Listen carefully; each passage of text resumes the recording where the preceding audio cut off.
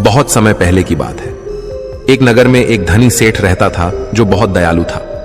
इतना बड़ा व्यापार और बहुत सारा धन होने के बावजूद वह एक भोला और दान करने वाला इंसान था। वह हर किसी की मदद करता था। उसके मन में लोगों के प्रति प्यार और दया की भावना ये थी, वह किसी का भी दुख नहीं देख पाता था। उसके इतने दयालु और भोलेपन की वजह से उसके आसपास के लोग उसकी इसी बात को उसकी कमजोरी समझकर उसका फायदा उठाते थे।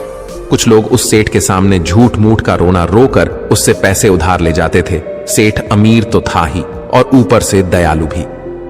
जब वह सेठ उन लोगों की दुखी हालत देखता और उनकी परेशानियां सुनता तो उसका मन भर आता। और जब वह लोग उससे कहते हैं कि मुझे थोड़ा धन उधार चाहिए या तुम मेरी मदद करोगे, मैं तुम्हारा यह एहसान कभी नहीं भूलूंगा, तो वह मना नहीं कर पाता। वह सोचकर धन दे देता कि अभी इसका बुरा वक्त चल रहा है, इसको मेरी मदद की जरूरत है, बाद में यह पैसे लौटा देगा। धीरे धीरे वक्त गुजरता गया। लोग उस सेठ के आगे बिना बात का रोना रोते और उसका धन ले जाते और कभी वापस नहीं करते। सेठ भी कभी धन वापस नहीं मांगता था। उसको लगता था कि जब इसका बुरा वक्त गुजर जाएगा तो धन वापस कर देगा। लेकिन कहते हैं ना कि हर सुबह के बाद रात होती है, हर सुख के बाद दुख आता है और दुख के बाद सुख आता है। ठीक उसी तरह उस सेठ के साथ भी हुआ। कुछ सालों बाद उसे पास धन कम होने की वजह से उसके व्यापार में माल भरने के पैसे कम होने लगे और इसके वजह से उसके दुकान पर अब ग्राहक भी कम होने लगे, क्योंकि जो सामान उन ग्राहकों को चाहिए था वह सामान उस व्यापारी के पास खत्म होने लगा था और उस सामान को लाने के लिए अब उसके पास इतना धन भी नहीं था। धीरे धीरे सेठ का धन समाप्त हो गया। एक समय था जब वह सेठ अपने नगर के अमीर लोगों में आता था, पर आज उसके पास पैसे नहीं थे। ऊपर से ढेर सारा कर्ज उसे बाजार से लेना पड़ा। उसे समझ नहीं आ रहा था कि वह क्या करे। उसने महात्मा बुद्ध के बड़े चर्चे सुन रखे थे। उसे ये पता था कि उसके बहुत मित्रों ने उनके पास जाकर अपने जीवन के लिए सही मार्गदर्शन लिए है और वह जो ज्ञान देते हैं वह काफी जिंदगियां सुधार चुका है। उसने निश्चय किया कि अब तथागत गौतम बुद्ध ही उनकी समस्या का हल बताएंगे। यही सोचकर वह अगले दिन गौतम बुद्ध से मिलने निकल पड़ता है। वहां जाकर बुद्ध को प्रणाम करते हैं। फिर सेठ गौतम बुद्ध से कहता है, मुझे मेरी समस्या का निवारण चाहिए। बुद्ध कहते हैं, पूछो, क्या पूछना है। फिर वह उन्हें सारी बातें बताता है कि कैसे वह लोगों की मदद करके अमीर से गरीब हो गया, कैसे उसने बस लोगों की बुरी हालत देखकर अपने व्यापार के पैसे उन्हें मदद करने के लिए दे दिए और आज वह खुद जरूरतमंद हो गया है।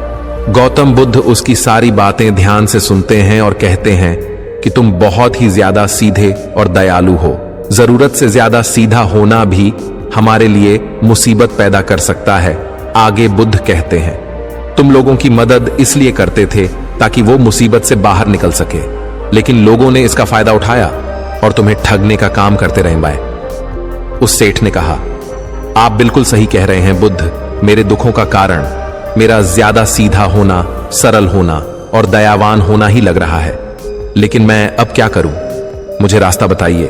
क्या मैं बुरा बन जाऊं, दया निकालकर फेंक दूं, निर्दयी हो जाऊं? क्या अच्छाई करने की कोई कीमत नहीं? इस दुनिया में क्या मदद करने से या किसी का भला करने से बस यही परिणाम मिलता है? बुद्ध कहते हैं, नहीं, तुम्हें यह सब नहीं करना है। कई बार तुमने देखा होगा कि जो व्यक्ति ज्यादा अच्छा होता है उसे उतना ही ज्यादा दुख मिलता है। इसका सीधा कारण है कि वह अपने अधिकारों को सामने वाले की इच्छाओं से कम दर्जा देता है और फिर उसे जब भी आपसी अनबन होती है तो उसे अधिक तकलीफ होती है। लेकिन उसी के विपरीत हमें हमेशा यह भी नहीं सोचना चाहिए कि हमारा अच्छा ई और भला करना बेकार है या यह बस हमारी कमजोरी है। हमें अच्छा इसे हाथ कभी नहीं छोड़ना चाहिए। हमें बस यह सीखना है कि कभी कभी हमें भी अपनी बात रखने का अधिकार है और हमें अपने अधिकारों की रक्षा करनी चाहिए। इसलिए हमें अच्छे इंसान बने रहने के साथ साथ अपने अधिकारों की रक्षा करना भी सीखना होगा। अगर हमें गलत तरीके से नुकसान हो रहा है, कोई हमारा गलत फायदा उठा रहा है, तो हमें उसका सामना करने के लिए सही तरीके से खड़े होना जरूरी है। यही एक सच्चे और अच्छे इंसान की पहचान और शख्सियत होती है। वह आदमी कहता है, बुद्ध, मुझे थोड़ा थोड़ा समझ आ रहा है, लेकिन अभी भी मैं पूरी तरह नहीं समझा। इस पर बुद्ध कहते हैं, चलो मैं तुम्हें एक कहानी सुनाता हूं, उसके बाद तुम्हें समझ आ जाएगा कि तुम्हें क्या करना है और क्या नहीं करना है। बहुत समय पहले की बात है। एक जंगल में एक भेड़ रहती थी। उस भेड़ ने एक को जन्म दिया। वह मेमना बहुत ही सुंदर था। उसके शरीर पर बहुत ही चमकदार घने बाल थे। वह बहुत ही सुंदर लगता था। भेड़ भी अपने से बहुत प्रेम करती थी और उसका बहुत अच्छे से देखभाल भी करती थी। भेड़ अपने बेटे को अच्छी अच्छी बातें सिखाती, उसे अच्छे संस्कार देती। उस भेड़ की इच्छा थी कि उसका बेटा बड़ा होकर खूब नाम रोशन करे। लेकिन भेड़ के ज्यादा लाड़ प्यार के कारण मेमना बिगड़ता जा रहा था। उसकी मां उसे अच्छी शिक्षा देती थी, उसे अच्छे से रखती थी, दिन रात उसका पूरा ख्याल रखती थी। लेकिन मेमना दिन प्रतिदिन शैतान और जिद्दी होता चला गया। वह अपनी मां की किसी भी बात को ध्यान से नहीं सुनता और ना ही किसी बात पर ध्यान देता। उसे हर पल ऐसा ही लगता कि मेरी मां मेरा इतना ख्याल रखती हैं और इसी कारण वह खुद की जिम्मेदारी नहीं लेता था, ये सोचकर कि उसकी मां उसे किसी भी संकट से निकाल लेगी। वह धीरे धीरे गैर जिम्मेदार होता जा रहा था और अब उस भेड़ का लाड़ और प्यार उसी के मेमने के अच्छे और जिम्मेदार बनने में रुकावट बन गई थी। फिर एक दिन वह मेमना घूमता घूमता पास के जंगल में जा पहुंचा। वह मेमना पहली बार जंगल में गया था। उससे पहले बार जंगल में जाने का मौका मिला था। वह जंगल की सुंदरता को देखकर चकित रह गया। उसने कभी इतनी सुंदर चीज नहीं देखी थी। इतनी सुंदर पौधे, रंग बिरंगे फूलों को देखकर बहुत ही प्रशंसा हुई। उसे ये सब देखकर बहुत अच्छा लगा। फिर उसने झांकियों के कुछ पत्तियां खाई। जैसे ही उसने पेट भरने के लिए पेड़ों की पत्तियां खाई, उसको वह पत्तियां बहुत ही स्वादिष्ट लगी। अब तो वह मेमना रोज जंगल में जाने लगा और वहां जाकर पेड़ पौधों को नुकसान पहुंचा रहा था। उसने उनकी पत्तियां तोड़ी, उनके फूलों को नोचा, फूलों को खाया और कुछ को तोड़कर जमीन पर डाल दिया। उसमें मेमने को इस बात की बिल्कुल भी परवाह नहीं थी कि वह क्या कर रहा है। उसको इस बात का पता ही नहीं था कि जंगल में कोई खतरा भी है। वो तो मस्तमौला होकर जंगल में उछल कूद कर रहा था और पौधों को खूब से नुकसान पहुंचा रहा था। लेकिन जब उस मेमने की मां को यानी उस भेड़ को इस बारे में पता चला कि मेमना हर रोज जंगल जाता है, तो वह घबरा गई और मेमने को अपने पास बुलाकर समझाने लगी कि तुम जंगल में मत जाओ, वहां पर बहुत सारे को जानवर है, तुम्हारे ऊपर हमला कर देंगे, तुम्हें खा जाएंगे। लेकिन मां की बात का उस पर कोई असर नहीं हुआ, बल्कि वह मेमना अपने माता से कहने लगा कि मां, जो भी मेरे सामने आएगा वह मुझसे जमकर मार खाएगा, फिर वह बहुत पछताएगा। इसके बाद मेमना फिर से जंगल की तरफ भाग गया।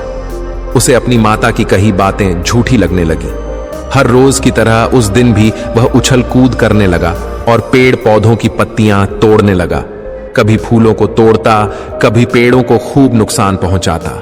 लेकिन उस दिन उस जंगल में एक शेर पहुंचा। वह शेर बहुत ही ताकतवर था, लेकिन ताकतवर होने के साथ वह दयालु भी था। उस शेर का मानना था कि कमजोर प्राणियों को नुकसान पहुंचाना ठीक नहीं है। शक्तिशाली होने का मतलब यह नहीं है कि मैं किसी कमजोर प्राणी पर शक्ति का प्रयोग करूं। वह शेर उस जंगल में घूमने लगा। घूमते घूमते है वहां पर पहुंचा जहां पर वह नासमझ मेमना शैतानी कर रहा था। शेर ने उस मेमने को देखकर आश्चर्य में पड़ गया। शेर ने सोचा कि इस मेमने को किसी खूंखार जानवर का डर क्यों नहीं है। ये कैसे पेड़ पौधों की पत्तियां बिना काम के ही नोच रहा है। ये इनको खत्म कर रहा है और उन पत्तियों को खा कम बल्कि बिगाड़ ज्यादा रहा है।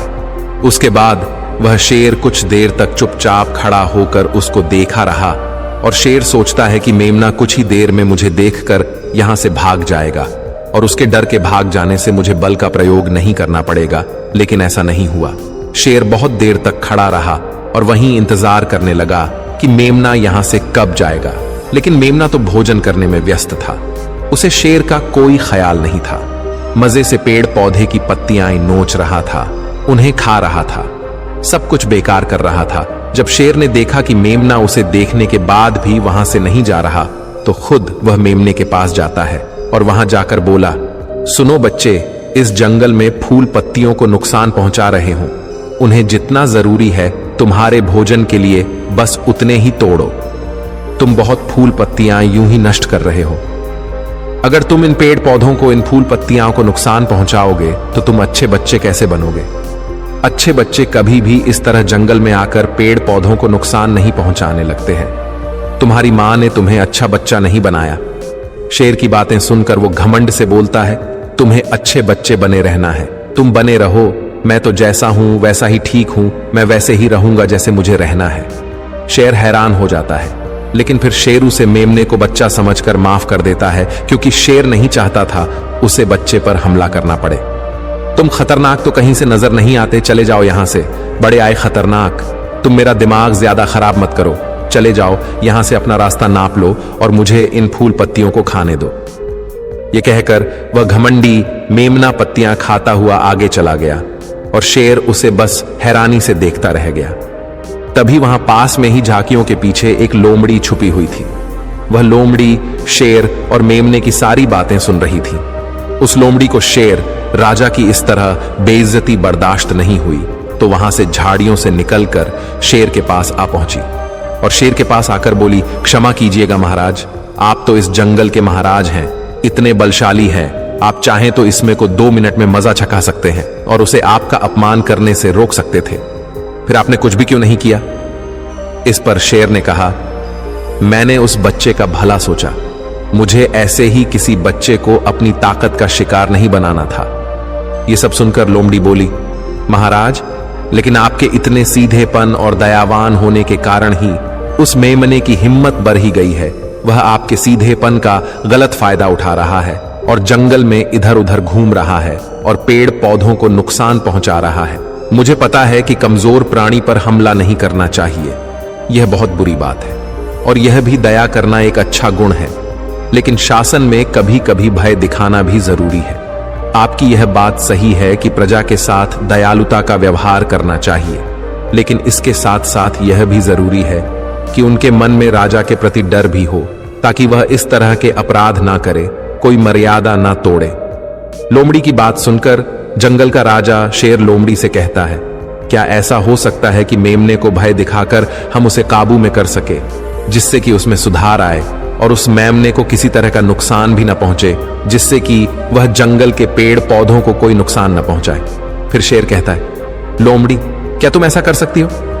शेर के बात सुनकर लोमड़ी कहती है, जी हां महाराज, बिल्कुल मैं ऐसा कर सकती हूं कि वह डर भी जाए, सुधर भी जाए और उसे कोई नुकसान भी ना हो।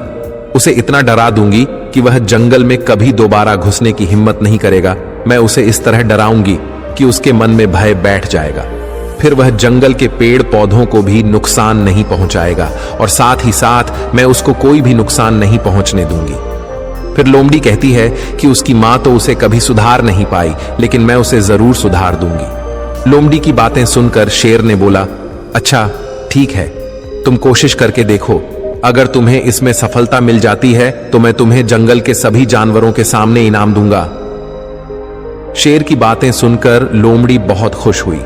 वह तुरंत मेमने के पास गई और उस पर गरज पड़ी। इससे पहले कि वह मेमना वहां से भाग पाता, उससे पहले ही लोमड़ी ने मेमने को जमीन पर पटक दिया और उसे अपने मजबूत पंजों से दबोच लिया। मेमने को दबोचने के बाद लोमड़ी मेमने से बोली कि बोल, तुझे मार दिया जाए या छोड़ दिया जाए? तुमने इस जंगल के पेड़ पौधे, यहाँ के फूल और कमजोर प्राणियों के साथ भी तो यही किया है। मेरे ख्याल में मार ही देना चाहिए। लोमड़ी की बातें सुनकर मेमना डर के मारे थर थर कांपने लगा। फिर वह लोमड़ी से बोलने लगा, मुझे माफ कर दो, मुझे छोड़ दो, मुझे यहां से जाने दो। मैं कभी भी जंगल की तरफ नहीं आऊंगा, ना ही कभी पेड़ पौधों को कोई नुकसान पहुंचा दूंगा, और अब मैं कभी कोई गलती नहीं करूंगा। तब लोमड़ी ने मेमने की पकड़ ढीली की। जैसे ही मेमने की पकड़ ढीली हुई, वह जोर जोर से भागने लगा। वह गिरता उठाता भागता हुआ अपनी मां के पास जा पहुंचा। उधर लोमड़ी शेर के पास गई और सर झुकाकर बोली, देखा महाराज, ताकत के साथ दिमाग का प्रयोग करना भी बहुत जरूरी होता है, तभी लोग हमारा सम्मान करते हैं, तभी हमारी अच्छाई का गलत फायदा नहीं उठाया जाएगा। लोमड़ी की बात सुनकर शेर लोमड़ी की योग्यता से प्रभावित हुआ। उसने लोमड़ी को सारे जानवरों के सामने इनाम दिया। उधर वह मेमना घबराए हुए अपनी मां के पास पहुंचा और अपनी मां से आकर लिपट गया और मां से क्षमा मांगने लगा। मां, मुझे क्षमा कर दो, मैंने आपकी बात कभी नहीं मानी। आप मुझे हमेशा सही कहती थी कि जंगल में बहुत खतरनाक जानवर रहते हैं। आज के बाद मैं कभी भी उसे जंगल में नहीं जाऊंगा। फिर बुद्ध उस व्यापारी को कहते हैं, देखा बेटा, इतने अच्छे मत बनो कि लोग तुम्हें खा जाएं, और ना ही इतने कड़वे बनो कि लोग तुम्हें खाए ही नहीं। जरूरत से ज्यादा अच्छा बनना इंसान को दुहक देगा। लोग उसका सम्मान नहीं करेंगे बल्कि उसे पागल समझेंगे। गौतम बुद्ध सेठ से कहते हैं, अगर शेर भी अच्छा बनने का दिखावा करेगा या फिर अच्छा बनकर रहेगा तो लोग उससे डरने की बजाय उसे पागल समझेंगे।